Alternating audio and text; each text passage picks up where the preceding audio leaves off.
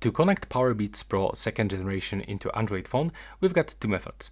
The fastest method by using Bluetooth settings, so you have to input both earbuds inside charging case. Then you will have to click and hold this button. And now you have to wait until this indicator starts blinking. If it is not blinking, be sure that you recharge case for at least 5 minutes. Then keep that case open and go into settings. Then go to Bluetooth settings on your phone, so in my case it's actually in the connected devices. Click to pair new device, and from available devices you have to search for Powerbeats Pro 2nd generation. Then select them from the list and accept pairing.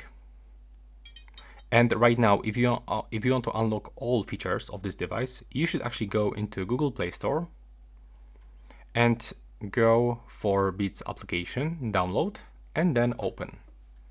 Now you have to accept everything that will pops on your screen. Click next. Right here we have to grant permission.